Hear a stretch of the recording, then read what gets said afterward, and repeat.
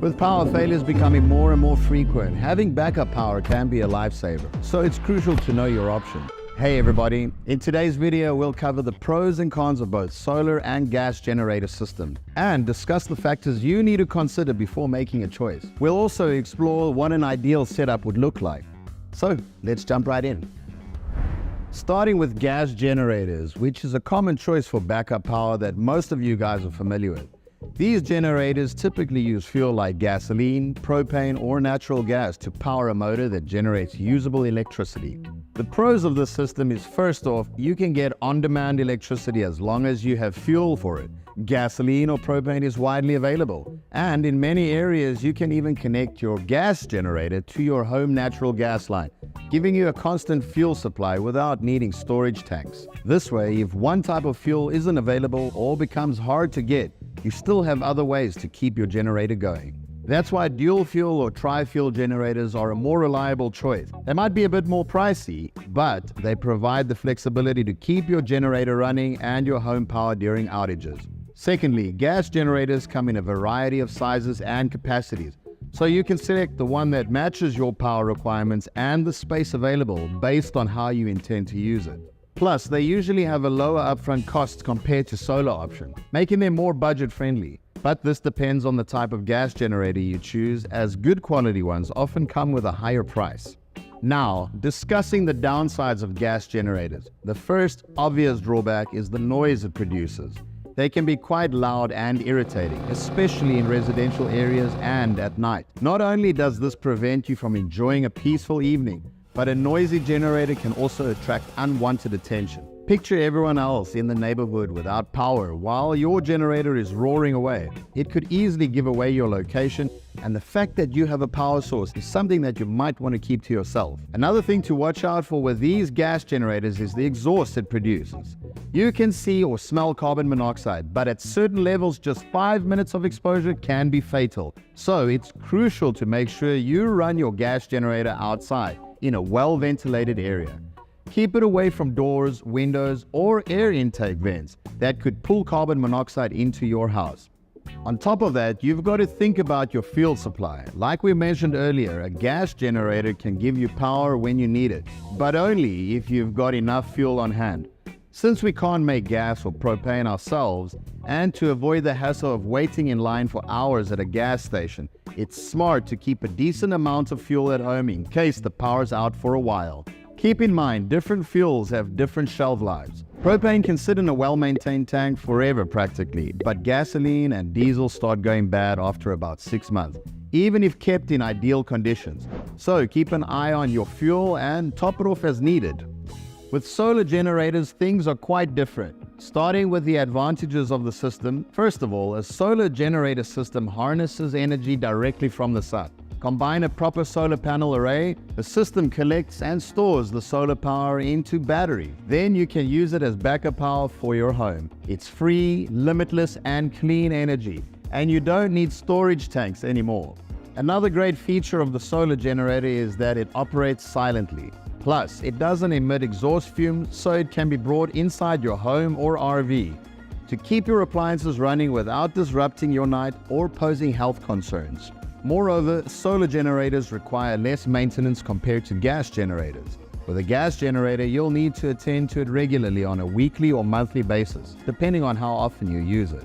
This involves tasks like changing the oil, cleaning the air filter, and replacing worn-out parts to ensure it runs well when you need it.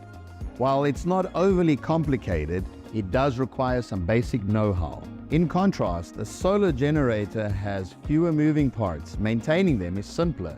If it's not being used for a while, store it in a clean, well-ventilated area. Remember to cycle the battery every 1 or 2 months. Charge and discharge it to optimize battery life. Moving to the drawbacks of solar generator. For one, the refill of a solar generator won't be as quick as topping off a gas generator. In normal times, this isn't a big deal.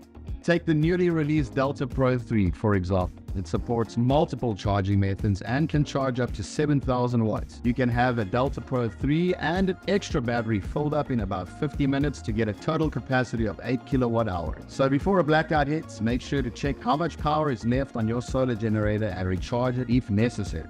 When the grid is down, your recharge options become limited. You can either rely on solar charging or use gas generators to charge your battery. The catch with solar charging is that it depends a lot on the weather.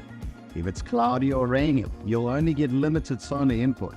But if you get 1 or 2 hours of sunshine with a good solar array, you'll be back in business. Another downside of solar backup system is that the initial cost can be higher compared to a gas generator. However, as I mentioned earlier, with a gas generator, there are long-term costs associated with buying fuel and regular maintenance. The cost will add up over time, so you might also take the long-term costs and benefits into consideration. So, each option has its pros and cons. Solar generators might not be for everyone, and gas generators aren't a perfect fit for every situation either. If you're getting your home ready for power outages, I'm going to walk you through a few steps and factors to consider, which will help you find a better solution for your needs. Step 1. Figure out how much power you're going to need. Think about what essentials you want to keep running during a blackout and for how long. If blackouts in your area are usually short and rare, and you just want to keep the fridge running to prevent food from going off, some lights on, and your phone charged for a few hours, if that's the case, you don't need to spend a ton of money on a big system. A smaller one with less storage should be enough for you. But if you want to maintain a certain level of comfort even during an extended blackout, like having your heater running for hot water or your AC to stay cool, that's totally fine too. Just remember, to run high-powered appliances like those, you're going to need something more powerful with a higher output. And if the outages last for days, you'll need a larger storage capacity or enough fuel to keep things running. Once you're clear about your power needs, you can start to size and price things. Step 2. Consider the availability of the source. This will vary depending on where you live. If you're in an area with abundant sunlight, a solar generator makes sense because you'll have reliable power source, even when fuel is in high demand. On the other hand, if you live in a place with less sunlight but easy access to fuel, a gas generator is a safer bet. Besides power consumption and source availability, other factors might also come into play. For instance, if you have net metering or time of use pricing in your area, a solar system might be extra beneficial. It can provide backup power during emergencies and help cut down your electric bill in your daily life. So, like I said, there's no one-size-fits-all solution for everyone. But you might want to think about having both solar and gas options for your home. It's going to cost more, but there's a good reason behind it. Like the saying goes, 2 is 1 and 1 is none. It's just a lot safer to have a backup plan to your backup plan. So if fuel is hard to come by, you can still rely on solar to power your home. Or if the sun isn't shining, you can use the gas generator to charge the solar battery. With 2 or 3 hours of charging, you can gain 1 or 2 days of battery life to power your house. That way you can save on fuel and also enjoy a quiet night. At the end of the day, choosing between solar and gas generators for backup power really comes down to your priorities and needs.